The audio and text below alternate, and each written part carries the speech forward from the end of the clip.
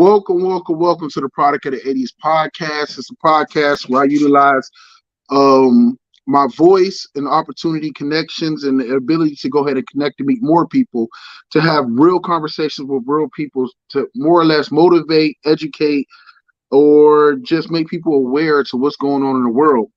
And with this episode, it means a lot to me because I get to finally sit down with a person who is one of the most influential people I can say in my life. Helped shape and mold me into the man that I am, or the man that I am becoming. Someone who was hard on me when it was necessary, but also knew when to take his foot off the gas for certain reasons, and played like a father figure, a uncle, but he was my cousin. But you can never call him my cousin. He was just always more like an uncle or like a third father to me, and that is Alan Driscall. Thank you, brother. Thank you much. Disco LT, aka Alan Driscall, from the Yo, of course. Even though I don't respect the high school team he played for, none of that other stuff when his days in the Yo. But much props to you. How you doing, sir? I'm all right. How you doing? Oh, blessed and highly favored. Uh, First Hey, and you didn't foremost, say my school name. I'm not gonna get that school You name. didn't No say the problem. East Side Golden Bear. Man, everybody got time for that shenanigans. Nobody got That's time for because the you a shenanigans. Tigger. You know them Tiggers, they jealous.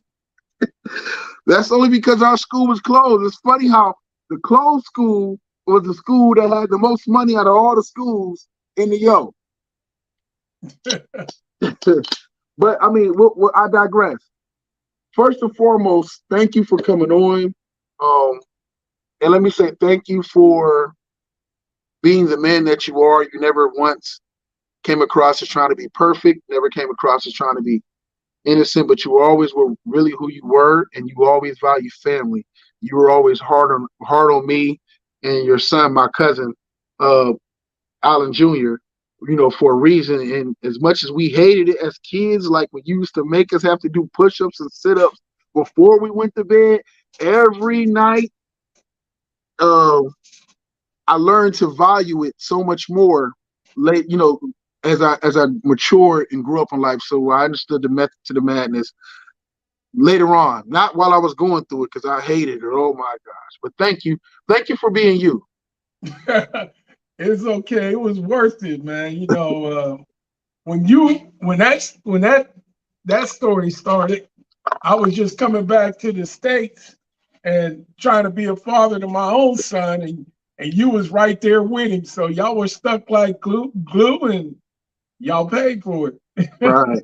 So it's funny that you bring that up with coming home for the military. I want to ask you, if we can, to jump into who Alan Driscall is as a person, but and we and you both served in the military, but for you, for the Air Force, if you can recall, give me some of the positives, the positive effects it had on you as a young man coming from Youngstown, Ohio, and going out there and experiencing the world, the effects the Air Force had on you in a positive way. Well, one of the things the Air Force did was the most important thing is it got me out of Youngstown. I think if I'd have stayed in Youngstown and worked in Youngstown, that'd have been just it. When I joined the Air Force, I was able to see the world. I got to travel. I always tell people, I circled the globe. I can't tell people I circled the globe if I didn't join the Air Force. I went Right. around this mug 19 times messing around with the Air Force, and I had a lot of good times with it. Right. So, what was your job or your MOS in when you was in the Air Force? I was a cop, believe it or not. You They was an made MP. me You a was an cop. MP. No.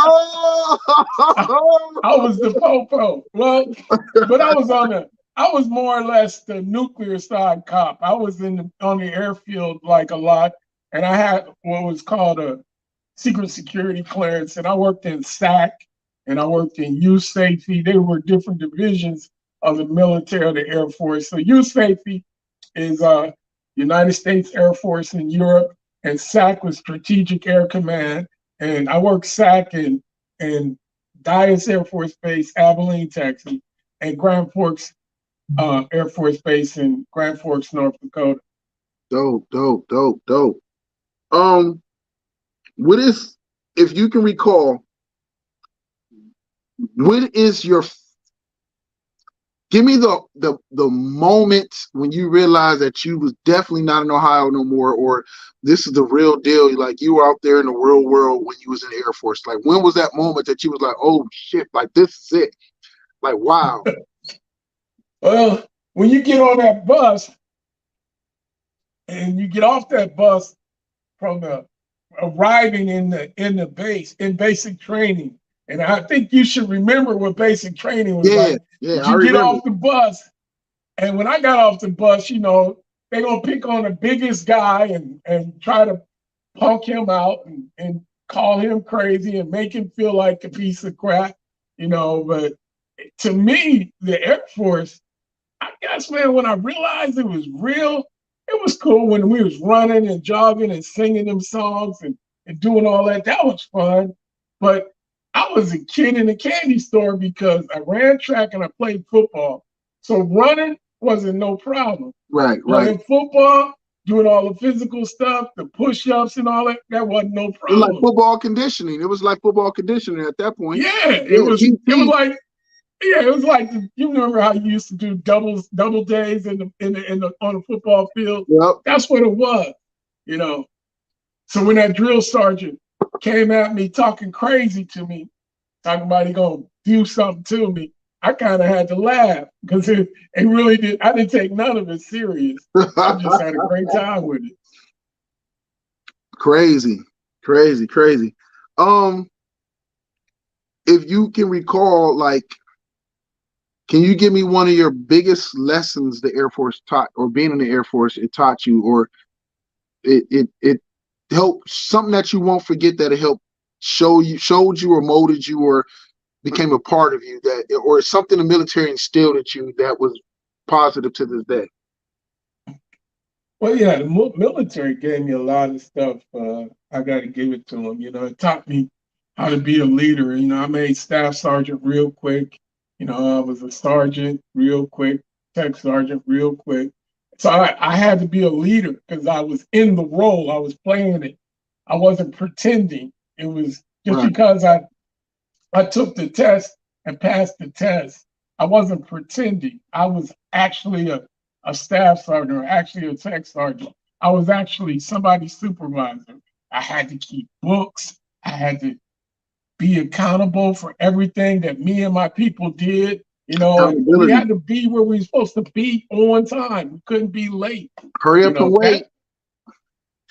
Hurry up and wait is a military motto. Hurry the hell up and wait. Yeah, that was it. It was like being and then when you get into these third world countries and you see how other people are living, it make you glad to be an American. Like, oh man, I wouldn't want to live like that. I mean, I went to Sun City and Chad, Africa, and I did different stuff in different places like Osan and Kunsan. You know, in those places, man, life was really difficult for people. Then to see how women get treated in different countries, that was something else. Yeah. A lot of those country women, I don't even want to say second class citizens. Some of the women were just considered property. They were still on that old world thinking when it came to women's rights and different. Some of them still deal with it, but yeah, women's rights was an afterthought back in those days. For you coming home, was it a hard readjustment getting back into civilian world? Like I can remember, like one of the first times, like getting to see you home for a long period of time or really getting acclimated to you, like as a young kid, is when you came home from, I believe it was North Dakota. Yeah. Well, and it was like a brief stay. Like you came home for like, it was maybe a week or a couple of weeks or something like that. and you came home and stuff, and I'm like at Aunt Edie's house, and you're there, and you was always like, hey, you da da da, you get over here, get up, get up. It was always like drill sergeant mode. Yeah, it's crazy because when you see, we used to call a rookie a G. He was a rookie. You see a new dude come in from the States or coming to your base for the first time. You gotta maintain that sense of status quo. You can't be looking soft. And I was a big guy. I played semi-pro football over there too. So I had a lot of stuff going for me as far as looking the role and playing the role. Defensive end, all CSC, playing defensive end and tight end and playing football over there. It was great. I used to go, man, Jamar, believe it or not, one of the best things that happened to me over there is when I played football over there, it was like being in the NFL for real. Because people, when you come off the field, it was asking me for my autograph. My head blew up. We made it. My mom made it. Yeah, that's man, dope. that's dope. Speaking of which, from your athletic days, I can even though you're a golden bear, no disrespect, but with all disrespect intended, you being a golden bear and all. But I know you play football, but you also was a hell of a track athlete. Some people might even say you was a better track athlete than a football athlete. I've heard from talking to other folks in the world. Yeah, I ran track. I ran the hurdles, and I ran in the relays for our school. When they would let me run the relays, I was like maybe the fourth or the fifth fastest, but there was always somebody faster than you.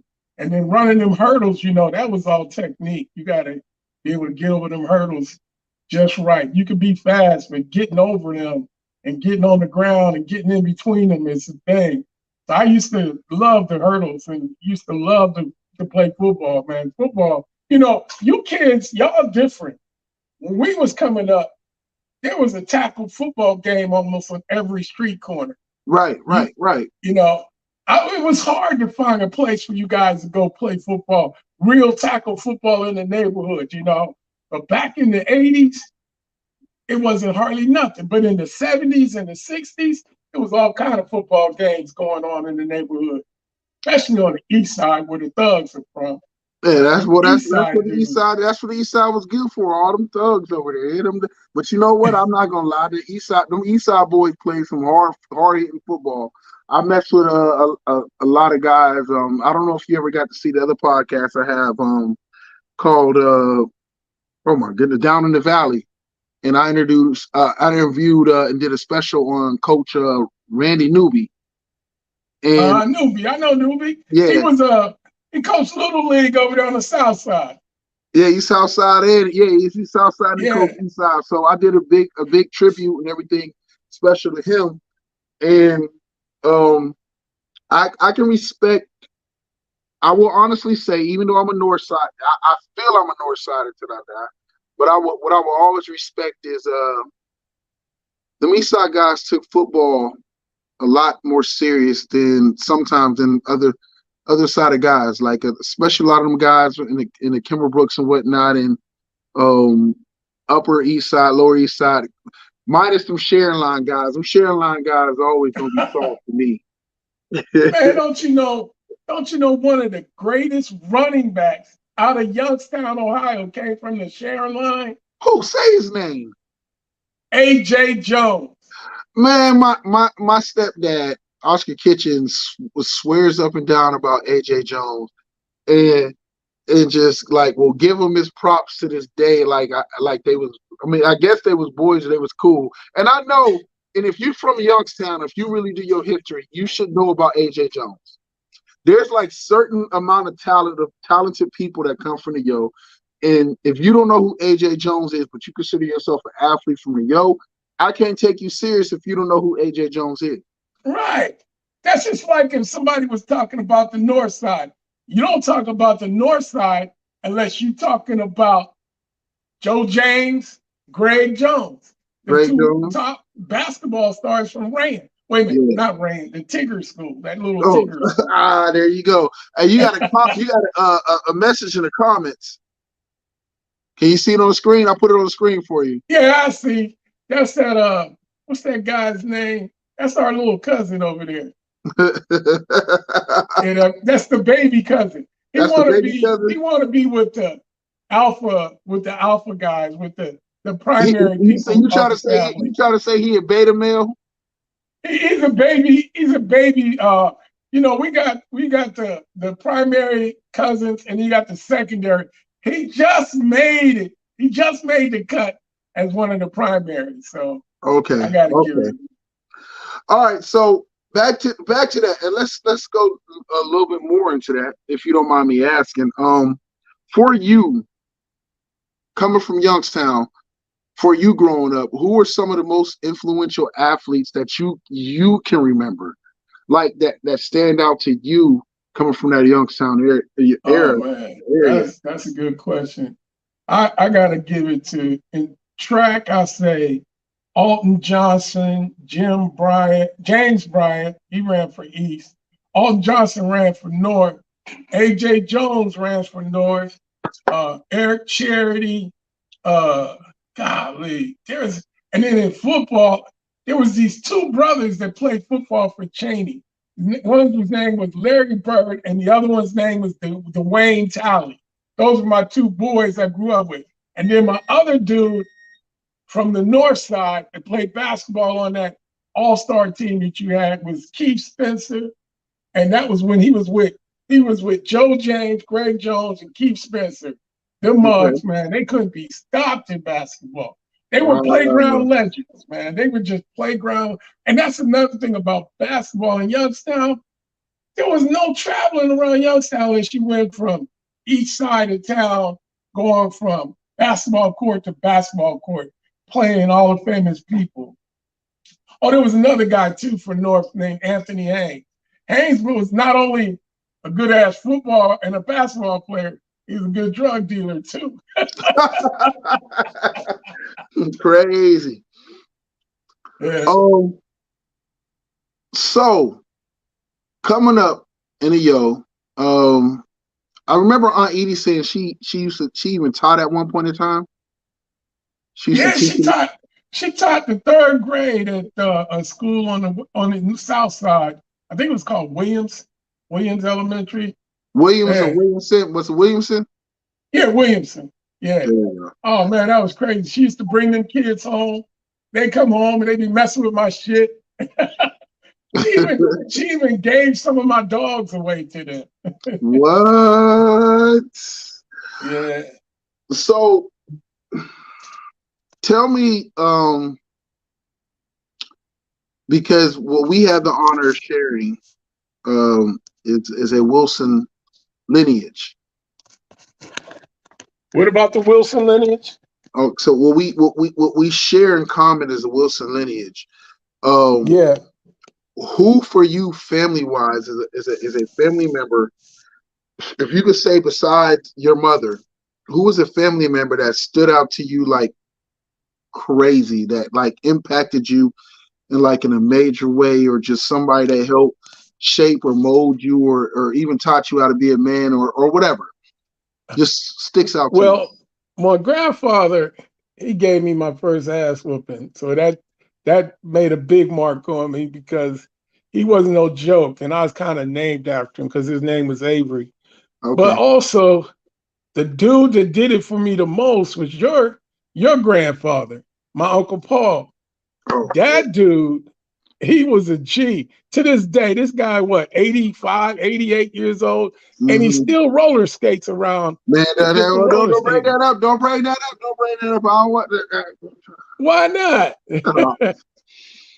I mean, if you're from the and you have been to the skate connect, or when it was there, and you went there and you seen an older gentleman rolling around with lights on his roller skates, that was my grandfather, Paul Wilson.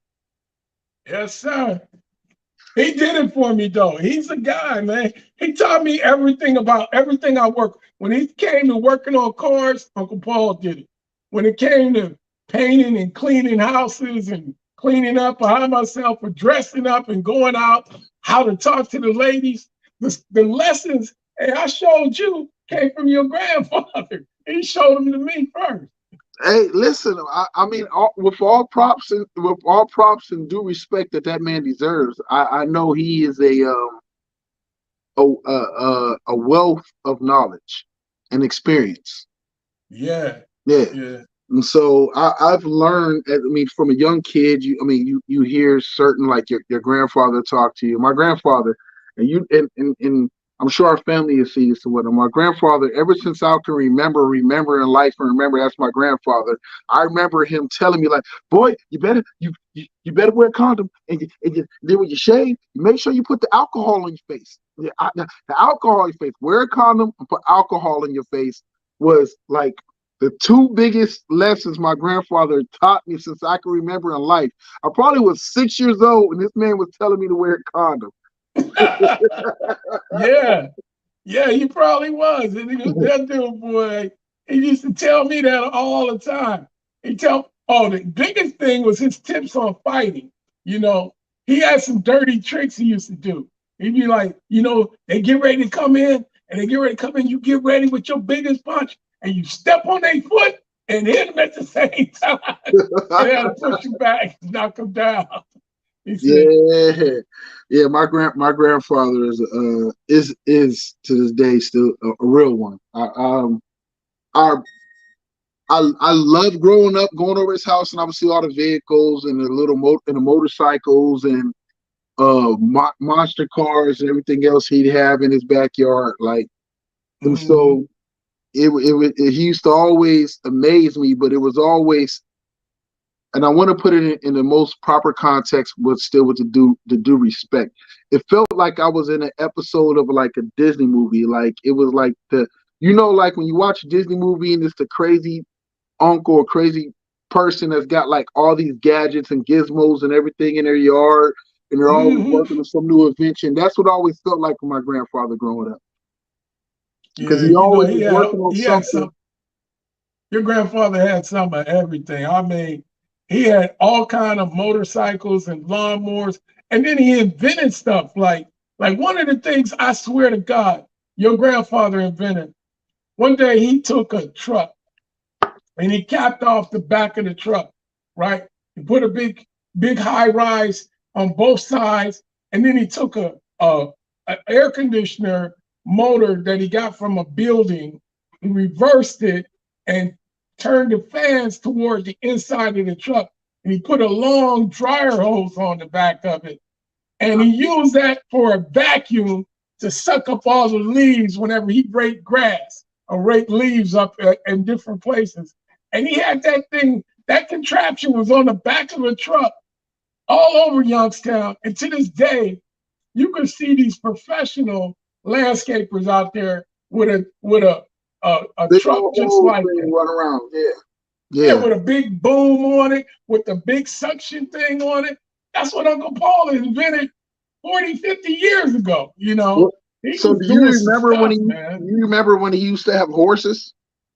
Yeah, I used to feed them. We used to have, me and Clyde and your dad used to go out there and feed them horses every day. We would walk from our grandmother's house all the way out there to the west side to the bar that they call the Oasis Bar.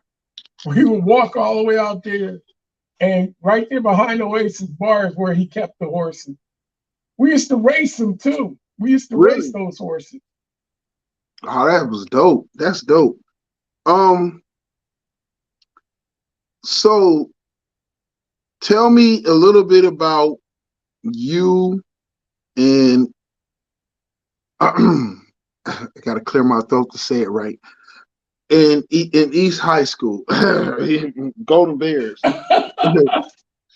You hate um, East was the place, man. That was my what they call it, my that was my challenge right there for everything. And my first love, seeing the girl that you like the most, trying to talk to the popular girl, trying to be cool, trying to grow your afro just right so you can look like Michael Jackson or something, wearing the right clothes. Hey, we used to have the platform shoes with the bell-bottom jeans, with the big elephant bell-bottom jeans. Man, that was so fun. Wow. You don't even know. You can't even begin to understand the madness of the East Side. Or how about this one? They didn't have, like, they got clubs and stuff, but the funnest thing to do was to go to the social at somebody's house. Somebody always Is had that the when y'all used to social. put the red lights in the basement? Yeah, with the red lights and the fluorescent lights in the basement. That was the bomb. That was so fun. And what if you weren't popular if you didn't get invited? Like, hey, you going to so and so's party tonight, man? Everybody got invited. Like, really? How come I didn't get an invite? Y'all was living in some real life house party days, like the movie was. Like, we're having to deal with bullies and going through the neighborhood and trying to get to parties and whatnot. Y'all was really living that life. That's part of the reason when you talk about bullies, that's part of the reason why I took all y'all boys on. Because if you remember what I used to do to y'all? Yeah. I used to say, y'all fight together, not apart. And then I would challenge y'all to beat me up. Remember, I used to fight all of y'all. All of it, right. Michael, Julian, Jurley, what was that other dude's name? Aaron, and all of y'all. I was like, okay, y'all gonna learn how to fight. I'm gonna toss y'all around until y'all can hold me down and get me down. I used to have fun teaching because I didn't want nobody to bully y'all. I didn't want y'all to be scared to fight neither. A lot of times, young black boys might be scared at times to fight. Didn't nobody show them how to fight. Right. I grew up a single. My mom was a single mother. So I really didn't have nobody around to teach me how to fight except for Uncle Paul.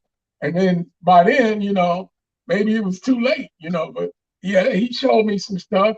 But me and Clyde, we had to figure it out on our own, because we were the oldest and there wasn't really nobody around to teach us how to fight. So we had to learn how to fight. And I learned that from the Y. I used to go down to the Y and do all the different martial arts and the wrestling teams and all of that. That's crazy. Growing up from a single mother who was a teacher, which meant that you had to share your mother a lot more time often than not, because even when she wasn't teaching in a school, she was teaching Sunday school or she was teaching choir. Yeah, that was teaching it. So I can imagine. Give me the positives but the negative to having to share the most important person in your life, like not only with her students, but with her church. Like, how hard was that for you? Man, I had to share my mother with everybody. She was everybody's mom. She was part of your life, your mother's life. She was in everybody's life. She was in all of Aunt Harriet's grandkids' life. She was part of Darnell's life. Aaron's, oh man, she was really crazy for Aaron, man. Aaron stole my mom, man. He stole her. I left for the military. I had siblings. I have siblings to this day who weren't my dad's kids, but they were through my stepdad. And Aunt Edie had them. They came over to her house. I had to share her. I know your feeling because I had to share her. Yeah, we had to share her. And then was at church. She was a choir director at a church. I was that kid that always had to go with his mother to all the churches she directed choirs for. She directed choir for New Hope, for Jerusalem, all these different churches, man. And I had to go to all. So life in church was a given. Sunday, when I got up, I had to be getting ready for church. Whatever church it was I was going to, we had to get ready for church, Ready for church. We sang a lot. We spent almost, man, I think I could say there's been time I spent almost all week in church. That's what it felt like. You felt like, it was like, was it Wednesdays? Is it Wednesdays or Thursdays? You was always at like choir rehearsal. and or it was a Bible study, or you was having to go do this, and then Lord forbid if you go to church in the morning, and then your church is visiting another church, and then you as a choir got to go to that other church and sing, or go be the visiting church. Oh my goodness! Like, Yeah. and she was always active, but I mean, when you're young, you don't understand it. Like, but as you grow older, you understand how active she was in community building, how active she was in family, how active she was in like giving back and growth. You take those things. I don't want to say you take them for granted, but you just don't understand it because you're in it, because you're just being raised. It's like probably how somebody felt whose parent was a Black Panther, who you're just always stuck going to these meetings and everything else, and it becomes your norm.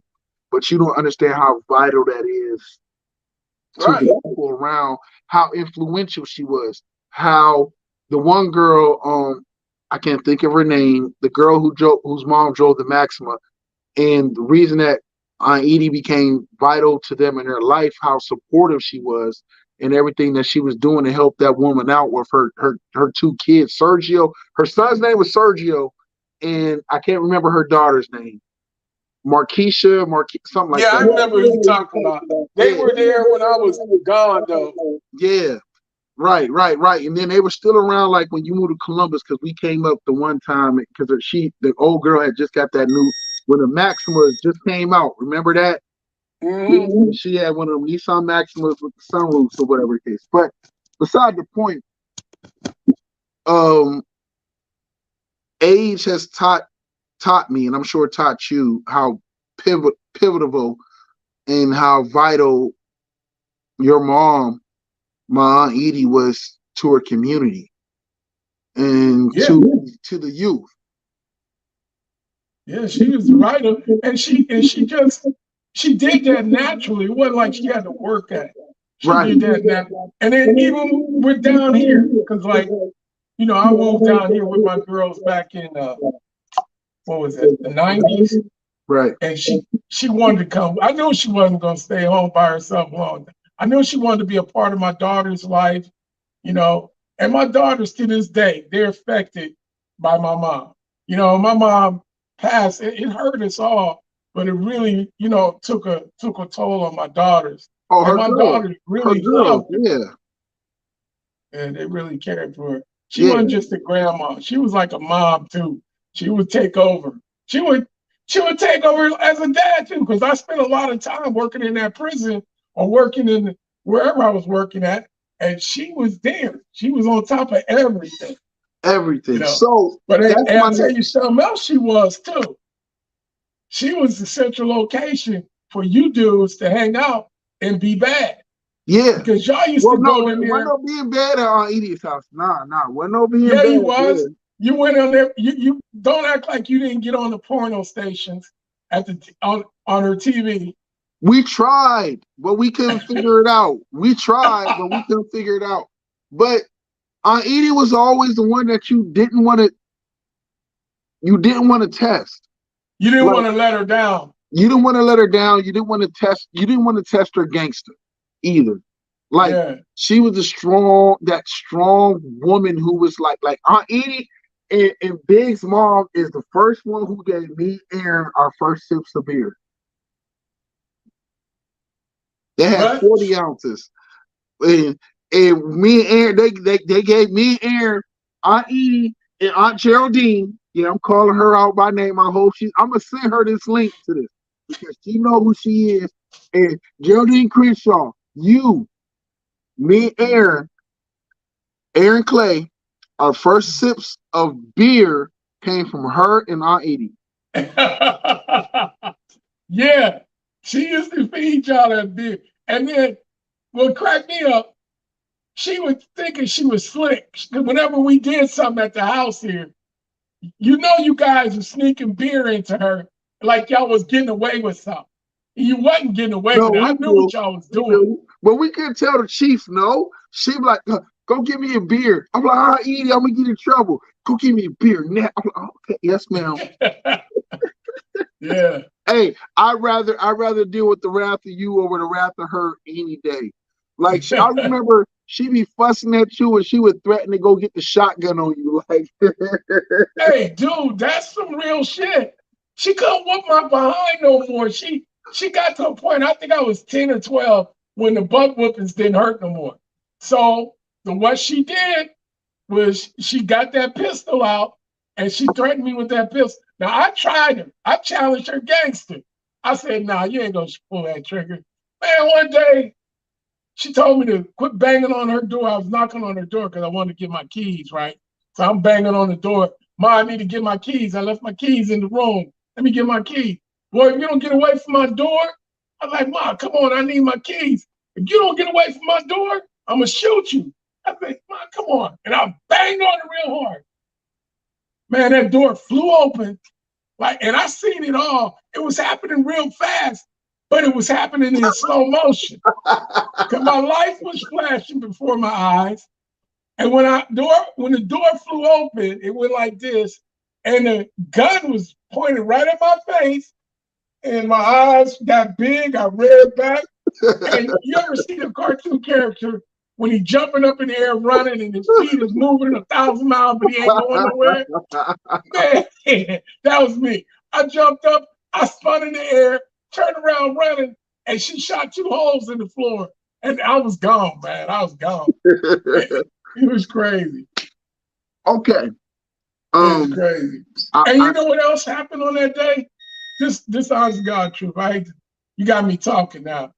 But that same day when she shot the gun, the white lady across the street, I love her. She's a good white lady. What was her name? Is that when you was on Plum Street? Annie and Francine. Miss Ann and Francine, I remember them. Yeah. Yeah. She heard the gunshot and they seen me outside. I was all scared. I was pacing back and forth and I was mad at the same time. So they seen me and they thought I shot my mother. They thought I actually shot my mother because they heard the gunshot and they see me outside. So they called the police. So the police came and it was like, what's going on, sir? And I said, none. Why? They said, we heard that there was gunshots. And my eyes got real big, but I wasn't going to snitch on my mom. So they was like, can we speak to your mother? I'm like, no, no, you can't. It's like, we need you to go and get your mother. I said, I bet I don't. I'm not going up in there. I'm not going in that house. She just, you know what? I just take this L, and they said, if you don't go get your mother, we're going to have to arrest you. So I walked in the back with my dogs. And they was like, you're going to have to come out of there. I was like, no, you want me, you got to come get me. I have them big old dogs back there. It's like, you don't get the dogs, we're going to have to shoot the dog. I said, no, you don't want to do that. I threatened to open the gate up and let the dogs out. It was funny. They were still trying to insist on me going to the house to get my mother. I was like, nah, I ain't going to get her. She probably just fell asleep. No way. Wow. Give me the emotion if and I know you can remember it because you're a proud father. When you had your firstborn, what was that like for you? Oh wow, that was crazy. We was in Abilene, Texas. And my wife and I took the Lamaze classes and did all the groundwork. We was ready, But Yeah. don't believe that Lamaze crap. They tell you, they say, stop and get some candy. Get something cold. Give her something cold and all of that. Wait till it gets to be 30 minutes, within 30 minutes before you go to the hospital. None of that shit works. You got a woman about to have a baby. Right. Dude, take her ass to the hospital as quick as you can because you're going to get cussed out anyway. You're going to get talked about. You're going to get stepped on. You're going to get cursed out. I mean, I did all the things Lamar's class told me to do. So I'm taking her to the hospital, right? And my son, he's ready to come out in about another 30 minutes. So I'd stop at the store and get candy and ice cream. And she like, what the fuck is you doing? Why is you stopping at the store? I said, I'm getting you some ice cream and some stuff, some candy. And she's like, you don't get in this car and take me to this hospital. But then I get in the hospital, I take her to the hospital. We go up to the room. I'm in the room. I'm trying to give her ice cubes, and stuff like that. Yeah. And she's like, no, don't touch me.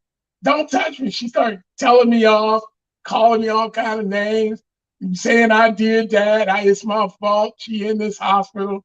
And I'm like, the baby be here pretty soon, But needless to say, when the deed was done and my son was here, I was proud. I was very proud. I was happy as hell. But there's nothing like that kind of stress to just pounce on your ass when it's all said and done. Because the stress hits you, you realize you got a child now, and you got to relieve it too. So the only thing you could do is pass out or faint, something. I went home and I got on my bed. I had a water bed back then. And your father was there. He was in the house with us. And I was like, it's a boy, I got a boy. And I was so happy. And then I laid on that bed, my first time laying on my water bed, and I got seasick. And I started throwing up. Stress just got on me, man. I was like, I don't feel good. Darnell, take me to the hospital.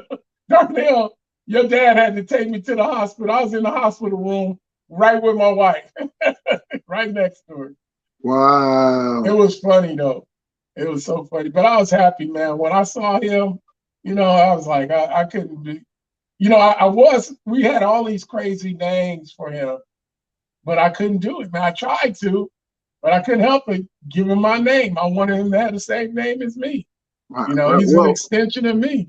Well, you are very a very proud man, and from best words I can describe it, strong. Used to be extremely aggressive with things because you were always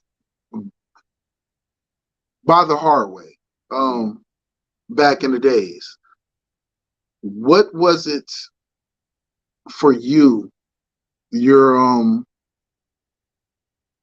because I've been with you and you had some moments, because you're a protector by nature, and so anytime anybody's threatening the nature of the peace of people that you feel like you're in charge to protect, or those you love, you're very strong and quick to lash out. But what was it within your life?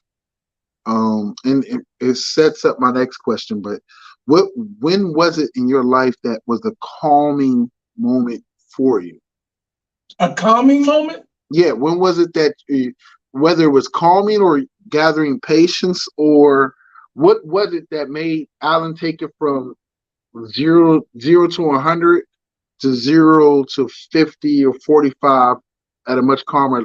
When did you become more level-headed, or more chill, or more take a step back and think about the situation?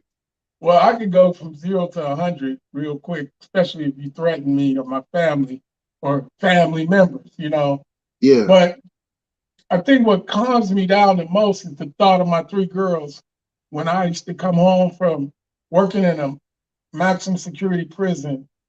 Don't go into too much detail, because I'm going to bring that up next. What brought me down was the fact that I knew I had kids, and you have to set an example when you got these kids looking at you, kids like you and the rest of them, so I had to be calm about things. But so are you asking me what made me aggressive or what made me calm? What chilled you out? I can think of the different things in the work environments and your experience. Cool. So what calmed you down? What was it? Was it fatherhood? Was it what was the things that took? Well, I fell on my face. I fell on my face enough with my temperament, Okay, enough to know that I need to keep myself calm and cool in front of my relationships or my children, or my family members. When you got an aggressive type of family like we got, you don't want to set the fuse and light the fuse because it could be a rampage. So when I get around, like when I come home, like I said, when I would come home, I would want to try to drive a long distance just so I could calm down. So I could be, Is that when you would move back to the Yo when you were still working in Mansfield?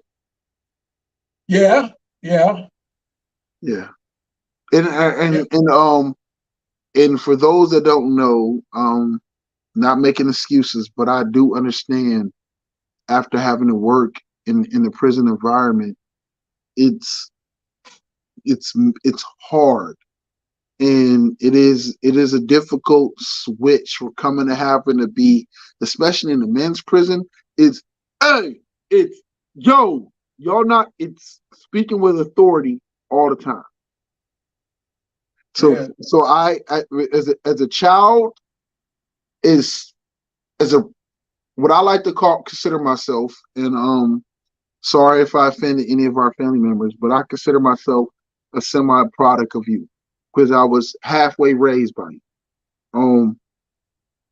I got to experience the different phases and different points and different times of you working in the prison and everything. So um I noticed the I noticed the high stress you coming home to and having to go through counseling or whatever it was you went through to the you becoming more chilled out about it and whatnot, in which I applaud you because there's a lot of men who wouldn't even take the steps to go through that because a lot of people don't understand working in that correctional environment is hard. hmm It is. It takes a mental and emotional toll on you because you're always on guard because regardless of what people think, there's always somebody trying to prey on your weakness or trying to take advantage of you. Or if you try to give one person a pass, there's 20 other motherfuckers trying to take advantage of yeah. It you. was like I used to tell people, I said, there's a side of me that I call the medieval side of me. You Yeah, know, you can imagine living in a medieval time, as a knight in shining armor and stuff, and then trying to be a calm person in raising three young girls and a young boy.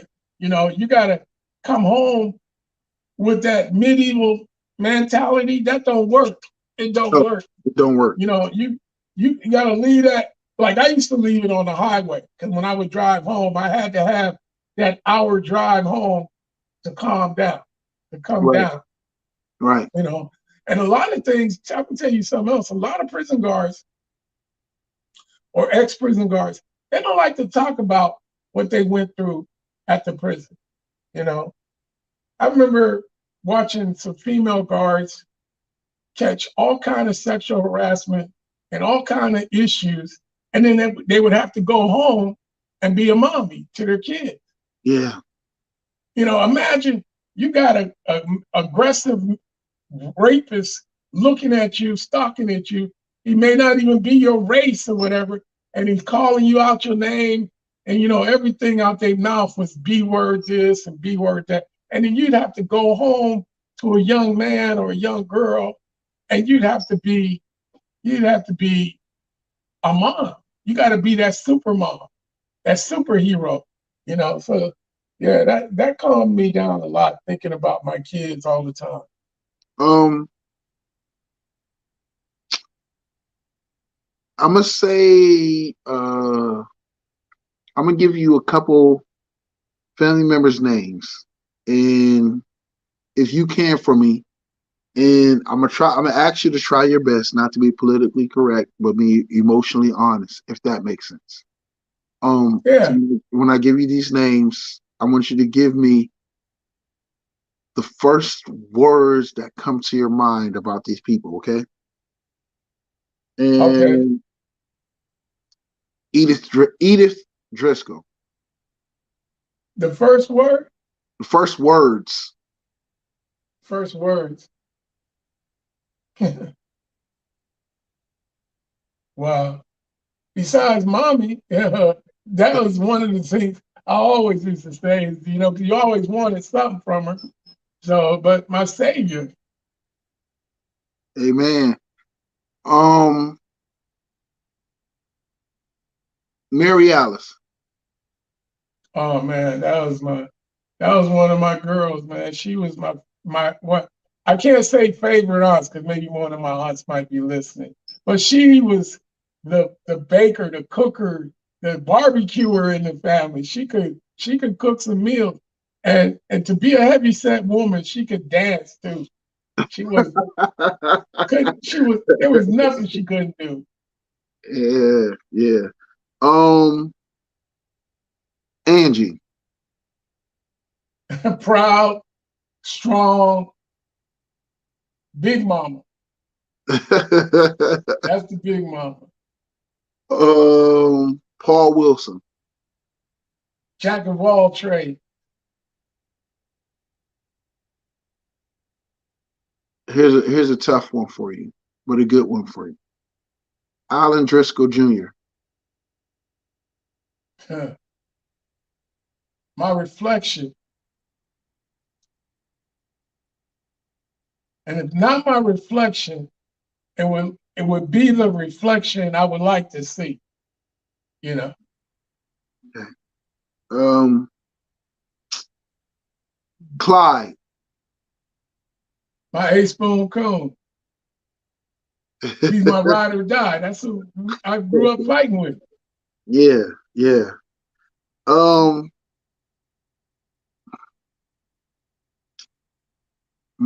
Michael Hills. Michael Hill. He was that guy. He was just that guy. He was just, you couldn't, I don't know what to say about Michael, man. Sometimes, Michael could could be a big letdown, and then sometimes he can be a dude you could be proud of. It's just he's so unpredictable. He's like he could be a volcano All the one minute. potential in the world, all the size in the world, and have so much. And he's that guy that you could watch make a huge comeback, and you be so proud. And then at the same time, you be like, "What the hell happened, Mike? Or how the hell did you just lose it all that quick?" Yeah, I was gonna say he could be a mountain, a volcano, and then be a small geyser at the same time. Yeah, So, yeah, you yeah. know, Michael's unpredictable. That's the best word I can say. Um, let me do this the right way. Jordan, Jordan, your daughter Jordan. oh man, she's she's like following in my footsteps. She's really walking in my footsteps. You mean them proud father words. Describe your daughter. That's my daughter. I'm very proud of her. She, man, she just got promoted to staff sergeant. I can't tell you how that makes me feel. Oh, I can You know, imagine. I can imagine, but give me some words I that mean, describe her. Give me some words that she describe is just that girl. She's doing it. She's an administrator at work at UPS, and she's a staff sergeant right now. I think she's in Las Vegas. her. Okay. Um, I'm gonna say this. I'm gonna say the special one who picks up after you the most last. I'm gonna give you your most recent. I'm gonna give you Edith Jr. next. Cammy. Cammy, yeah, that's Edith too. That's Yeah. uh that's Wow, she is a perfectionist. She got OCD when it comes to cleaning up. She is a clean up woman like the song. You know, she could be it all. But she is got a lot of special talents with her. She's drop dead gorgeous. She got so many different faces. Like it's unbelievable. So if I say one word for Cammy, it's photogenic. And she knows how to be photogenic. And then your uber talented child, the one who probably gets maybe the most of you, and then a little bit of enough of her mom, but extremely talented with amazing potential. But is a middle child, Allie. That's my mini me. she she got that Alan Driscoll temperament, but she got skills. She got talent. And man, when she get a grip on it, when she figures it all out, it's gonna be something else. You Yeah, know, she's still working on it. her potential is amazing. If Yeah, she figures it out, her potential can be amazing. yeah, she did. I never known a girl like Allison. Allison just can do anything and everything when she gets it all together. When she puts it together, she can make it happen. I can tell you what, you know, my daughters, maybe all three of them know how to work on cars and motors and stuff because I take them with me when I try to work on their stuff. But Allison gets it the most. Her and Jordan, they really do. Allie's the Allie is the biggest problem with, and she'll see this. What I've learned about my little cousin is this, and watching them since they were little, and you kept me. I've been around their lives since whatever case, and but watching them from young ladies to young women, Allie's biggest issue is Allie. She's extremely talented, extremely smart, extremely capable. She has that Driscoll confidence to vibe in any environment that she's in. Um, she's that cousin that she could be. If she was a hustler, she probably would exceed at it. If she was whatever case, anything you put her into, if you got her mind right, she probably could exceed at it. Jack of all trades. Yeah. Yeah. So I'm extremely proud of little cuz. She seems she's on a mission and a path to do great things now. And I peeped out her social media post where she was kind of giving herself her props for being more focused on something and driven towards something. So I'm proud of her. I got a few more names for you. Um, Darnell. That's my little brother, man. That guy, he is doing it. He succeeds in everything he sets his mind to do. And he thinks things through. He's like a philosopher. You know, you don't just get Darnell twisted because you might think he's slowing his game, but he ain't. He's a perfectionist too. He likes to succeed in what he do. You can tell him by look. He throws darts, he bowls, he shoots pool. He's always challenging He's you very on something. analytical, but I don't think he looks at himself as an analytical person. You don't you don't think he's analytical? No, he's very analytical. I don't think he looks at himself as an analytical person. Uh, well, you know, sometimes it's hard to judge yourself. It's hard for me to judge me at times. Yeah. But Darnell got a lot of different things. And I think with Darnell, his main goal is to try to be a good father to his kids, better than his father was at times, you know. Yeah. It was like, you know, Uncle Paul, his father was out there, but he was doing what he thought he could do, you know. But Aunt Harry and Uncle Paul were two different type of people, so they weren't together as much as Darnell wanted. But I think Darnell, he just wanted a better life for his family than what he got. But Darnell got it going on. He retired now. He made it. He made it through one of the What hardest you prisons made? you can work in. Um, Huh? I said, we made it. Yeah, Anthony Crenshaw. the big boy. You know Yeah. what? I brought Anthony down here when he was 17, and he been doing it for himself by himself since he was 17. He got it going on now with him and his family. You know, he really is a good father to his kids. So if I say one good word about Anthony is that he's a good father, he's a good husband, you know, a good leader of his family. Yeah. Yeah. Um, Jamar. Who? Me. Jamar? Run away, run away. I think my mom's calling me. I gotta go. Hey, no, Jamar is the dude, man. You is that dude, man. I've been watching. You know what? I tell you what. The other day, I saw the picture of you and your girl, and No. I was like, "You got it."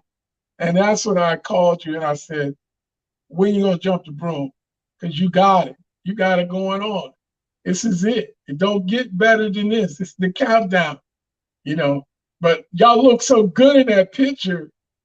I thought y'all was married. I was like, they look like a loving couple. So I guess that's the girl for you, man. It's time. I will say this though, I have to take that black book. I, I, I, I don't know what book you're talking about. No. I will say this. And I spoke on in the beginning of the podcast, and I will towards or as we get ready to close this out. Um, what I've learned to be, or the expectations, if you know, if I haven't met them yet, the expectations I place on myself to become a leader, a better person, a better father, a better husband, or a lot more different things in life we won't discuss because this is a positive a podcast episode. But a lot of things I've learned how to conduct myself. I've learned from you. Um, you, I have what I will say to any person who asks me, and I'm sorry if it hurts other people who's been in my life feelings, but I will say this: there are three most influential men in my life. That is Darnell Wilson. That is Oscar Kitchen. That is Alan Driscall. These are the most three influential men in my life. They have all played an extremely major impact on the molding and shaping of me, and they continue to. Um, you guys have helped me become better. I've learned from you all mistakes. I've learned how to maneuver better in certain instances. Someone taught me 1,001 stroke technique. I've learned that. Someone has taught me that trying to play the game is not meant for everybody. So for the weak of heart, get the hell out and stop trying to be something you're not. Um, Somebody taught me how if you want to be something, if you want to achieve something, you got to work hard. And if you want to be better than your competitors, you need to work harder than your competitors. I.e., you waking us up, taking us to that hill right there on Rand Stadium and making us run up the damn hill. It's not even football season. You getting us up, making us work out, you making us do push-ups and sit-ups every freaking night before we go to bed. Like you were trying to instill hard work ethic. I couldn't get it at first. I didn't know. Because there was nobody giving it to me at that point. But I look back at it like, yo, these were the things that the guys who were becoming great, like You know, your you know Anthony when you said Floyd that, or your the Troy Cochrans or the Brad Smiths and different guys like that. like these are what these guys were doing and being pushed on them. And because we didn't see that on a normal basis, we couldn't understand it. But I had no choice. To me, I was like, I thought I was being enslaved into it, but you were trying to help. Yeah, like you were trying to help us. Like, bro, I'm like, bro, why are we running bleachers in the middle of the winter? Why are we running Red Stadium? Like, why are they doing this? Why are we doing Hill? Why is he charging, timing us in the 40-yard dash? Like, bro, I'm in the 7th grade. Like, why did you do it? And you were, but I swear, you were ahead of your time because you seen the potential in us, and what you understood was like, yo, like if I don't push them, they're not gonna get it. And you pushed us. You taught us. You made us play basketball. We couldn't go to the hoop, drive in. If we was right hand, you better use your left hand if you coming in for a layup. If you right hand, if you left hand, you better use your right hand. Like you was teaching us fundamentals of life, the fundamentals of respect for the game, the fundamentals of playing football, the fundamentals of like I used to hate it because you be so hard on us. And you was the guy who would drop us off on the wrong side of town and be like, niggas figure it out how to make it home. but the dope part about it is we figured it out. Yeah. Y'all bonded too. We bonded. Y'all really bonded. We bonded. Like that is my brother. He's not my cousin. He's a brother to me. But what you taught us was survival tactics. You taught us how to survive as men. With a lot of these young men, what we talk about as missing society is men like Alan, who were teaching young men to survive as men, to overcome, to figure it out, to look out for each other. Like, it's like, I don't care if he goes and gets in a fight, but if he goes and gets in a fight, if he gets jumped, both of y'all getting your ass whooped. If he sits there and he gets beat up and you didn't break it up before he got beat all the way up, or you just sat there and stood by and let him get beat up, both of y'all getting your ass whooped. Like, you taught us about like, and those that's not in the military won't get it. It's the buddy system. It's the being accountable for your battle buddy. It's being accountable for something. The military teaches you about you are accountable for other people. Your weakness can get other people killed. Right. Yeah. And so I got it. It took me a while in life, and it took me certain things to get it. Like I'm like in the middle of South Carolina going through basic training and like hating my life as I'm going through things and like going through an exercise and like thinking of you. And I'm like, oh, I get it. Because it did. What I will say is this. Have you ever claimed to be perfect? No. Were we young and we would go to the court with you and we in Mill Creek Park at the court, or we at Rand Court or some other court, you get in arguments with guys or whatever case and stuff like that, hot temper. Like, you never proclaimed to be perfect. You never proclaimed to be thing, but you taught us to stick up for ourselves. You taught us to think. You taught us to think outside the box. You taught us to plan. Before your son could drive, you would teach him how to change brakes on the car he was going to get and inherit. How to change his oil on that car before he ever could drive it. He learned how to change that oil on that car. You were instilling in us a lot of skill sets, a lot of tools to become men. I'm extremely thankful for that, because not only me, and if I was to call Jorley Vivo would sit there and say that you instilled a lot of things in him. If I was to call Aaron, both Aarons, Aaron Clay, Aaron that lives out in California right now, he say the same thing. If I call Julian, if I could pull Julian on his podcast right now, I'm quite sure Julian would sit there and say, like, yo, he taught me how to fish. He taught me how to sit there to do this. He taught me how to do that. We could all. Michael, the same thing. Your son, as much as y'all get into it because y'all are so extremely alike, there is so much of you in him and vice versa. There's the reason why y'all butt heads, but there's things you showed him and you taught us all. Yeah. So I say that to say, yes, you are my cousin, but you've always been a father figure and like a father to me. And I thank you for being But there. I gotta say this. I gotta thank you because you always say that. You always say that. But let me tell you something. That I've been listening to you for a minute, and I remember when you had your little rap group, and you was always cussing on your rap group. But I said something, and I said, man, y'all ain't gonna make it if you cuss. But maybe I was wrong because everybody seemed to cuss on all these No, rap no, groups. you was right. We just can see it, but you were right. Yeah. But what I will say this though, I didn't finish my thing of you.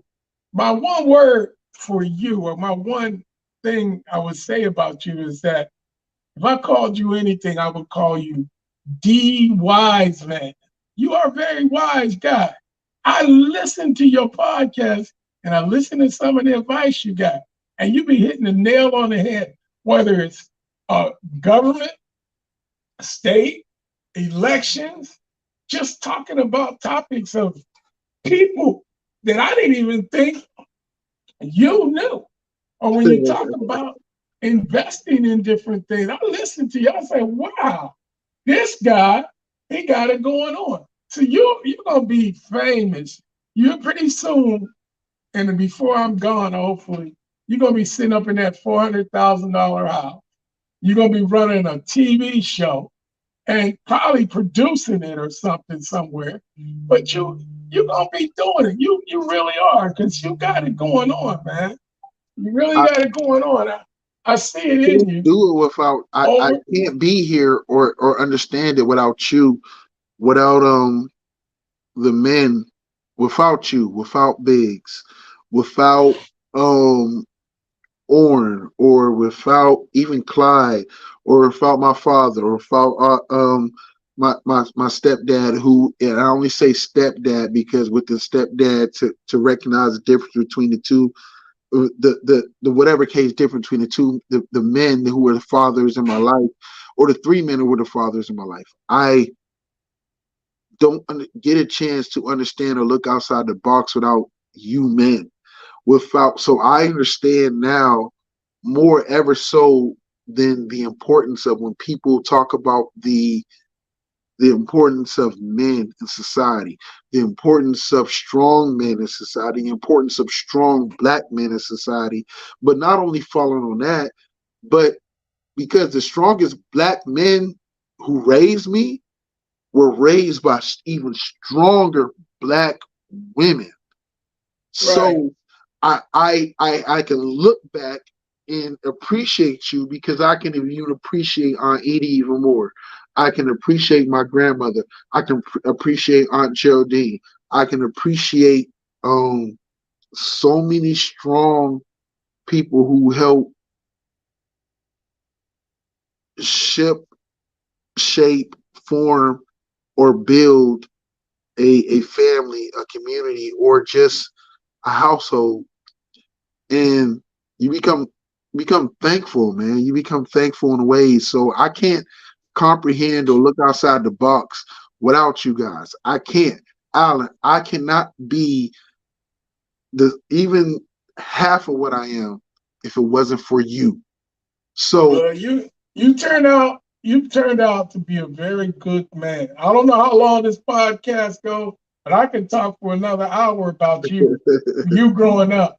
And I love seeing you doing it. You are really doing this thing. I'm I thought you, trying. I'm trying. huh? I'm trying. I'm trying to, because I don't represent myself. It's not about me. Like the selfish way of thinking is that it's about me. Hey Angie, we talked about you earlier on the podcast. I'm gonna shoot you the link on YouTube so you can watch because we talked about you. But yeah, like say what's up to Angie. You see her on the screen, cuz Hey, Angie. He um got me on this mug.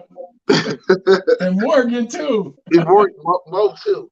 But it's you respect your and I will do a better job because I suck at it when it comes to my participation in family reunion things and whatnot. And I promise you all will get your wedding invitations and stuff for like that for next year. And so I have to do better. But I've learned that, Alan, I will tell you this 100% from my heart. There is no, and actually, for the record, so you'll be happy. My last name officially has been changed. So it is Jamar Darnell Wilson Harris. What? Yeah. All So right. it is official. I officially put the Congratulations. Wilson in my last name. Um, but I cannot be the man or try to be the man or the father figure or the leader or even the ambassador trying to represent my community if it wasn't in even though the other two men have played a major part in my life, I owe a huge percentage to you. Like I know this thing, and I'm not trying to play kiss ass or no play no games, but that's why this particular episode in this podcast means that much to me because you have shaped me that much. You have molded, you have taught me, you have scolded, you have made me have to go ahead and man up. You have stopped me from always trying to run home. As much as I ran home to my mom's, you have stopped me from running home to my mom's that much more. You have challenged me in ways. You have believed in me and my athletic ability a lot more than other people have. That's another thing I wanted to talk about. All that running up them bleachers and all that. Did you think about that? When you was running down the field wide open, you got that Oh, power, don't break it that up. fake sweep. Don't break You it was up. wide open and you was about to catch the ball. And I dropped it. I was Butterfinger. If you'd have ran one more bleacher, it went through. you would have had that ball. It went one through. more bleacher. One more bleacher. Yo, but and I know your son knows it because I But talked. you was the superstar of that team. You was Rand's running game. You were their running game that year, those years. But you get thankful because of people like you. I get thankful because of even props out to Angie. Angie was like the older, cool cousin who was always like we Angie was always a crash test dummy for us because we could watch y'all tell Angie stuff like, yo, stop bumping your music around your house. Angie was like, yeah, okay, I hear y'all. And then she wouldn't listen. And then when her stuff got stolen out of her car, then she like, oh my God. And we was all like, I'm never bumping my music outside my neighborhood. Sorry, cuz Angie, I know you listening. But what we learn from you, what we learn from Aunt Edie, the chief, is it's not about perfection. It's about family. And it's about loving your family for who they are and learning and growing. And sometimes tough love is needed for others. And sometimes a more sensitive hand or a more hands-on approach is needed for some other family members. You wouldn't believe so many superstars are in our family, but they out there. Yeah. So before we end this podcast, and I want to thank you so much for all you've done for me on so many levels. Is there can you give your shout outs to your family or friends or people that you love?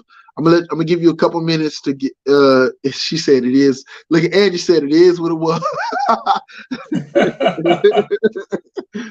So she learned the hard lesson. But give your shout outs to your family and friends you want to give a shout out to, or make announcements, whether it's family reunion or whatever case. And I'm gonna let you get a couple minutes to do that. And I'm gonna run grab something real quick while you give out those shout outs, okay? Yeah, sure. Okay, go ahead. I guess I want to say shout out to all of my family. Angela, that one guy that's in our family, the young guy that he wants to be a part of the primary family member, the first cousin family group, and that would be Donald Ballard, better known as Corey, and Angie and Morgan and all of y'all. I want to say hello to my family, my kids, my Allison, Cameron, and Jordan, and Alan, and all of my grandkids, Kamaya. Oh yeah, and everybody. If you don't hear from me by Easter, I want to say Happy Easter. Have a good holiday. Enjoy getting dressed up. Enjoy going to church. Everybody try to go to church and praise God, praise Jesus. He died on the cross for us and everything else. Thank you for bringing me on the show, Jamar. And I'm going to sign off and let you do your ending. Wait. I got one more for you. Y'all got my dad on here, Cammy. Yeah, Cameron, they got me on here. Why you gotta laugh at me? Yo, shout out to my little cuz Cammy. Shout out to my cousin Allie. Shout out to my cousin Jordan. Shout out to my cousin Alan Driscall Jr. Shout out to the Wilson family. Shout out to my cousin. Believe it or not, much as we've argued and fell out, shout out to my cousin Julian and his wife Amy.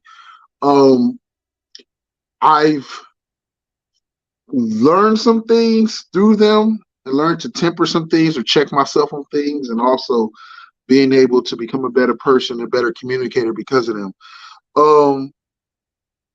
Shout out to, is weird, I'm not gonna call him my uncle, even though because he's only 4 months older than me, but shout out to Aaron Clay because I've learned a lot through him. Shout out to my cousin Biggs. That man has held me down in so many ways. Shout out to my cousin Corey, because Corey just that cool ass cuz from New York who, even though he sucks at throwing darts and is above average bass player, I feel like if I'd have took 2 years of bass, I'd probably be better than him. So I'm calling him out. Like, give me 2 years, cuz, and I'll be better than you. Because you a little bit overrated. Shout out to Corey's sister. Did you send her love? Jill? Yeah. You sent Jill love? Jill and Joy. Jill and Joy, okay. To basically, this is Product of the 80's podcast. Shout out Truth Entertainment Films, AAA Productions, all that good stuff. I want to thank all my family members or friends or those who are watching. Family, this is something that can be added to our legacy. And I don't want to stop there. There go, wait, there go Allie. Allie jumping in. There go my cousin Allie, extremely talented. Cuz you got to go back and watch it. We gave you a whole bunch of props on here. Because we believe in you and think you are extremely talented, which means I get a discount when I have you come up for my wedding and stuff because I believed in you and shouted your name out. That's my Leonardo da Vinci. Yeah, she's super talented. You can call her Leonardo da Vinci, you can call her Donatello, you can call her Machiavelli, whatever hell you want to call her, as long as she give me a discount when I need her to come do something for me. She probably wound up doing your wife's makeup for the wedding. Whoa, bro, you be throwing that wife word out there loose, like a lot loosely. Whoa. I told you the book is mine. Nah, bro. I mean, I'm retiring, but God, hey, you trying to kill the book? You trying to kill Hey, I want it because it's gonna be a collector's item. I'm gonna sell it. You know what? How about this? I'll give you the rights to my book, but I got the rights to your book. 1001. No. Don't say it. Don't say it. 1001. But yo, I want That's to thank y'all. one. Yo, the best part, the strongest things, what I've learned from this man right here, and I learned from the other men in our life is the the the greatest compliments you can pay a man is the compliments about how well his family is doing. I have some amazing young cousins and amazing young siblings and amazing friends and family members that are doing amazing in life and are surviving and striving. And I'm blessed for all of you. Thank you. God bless you and good night.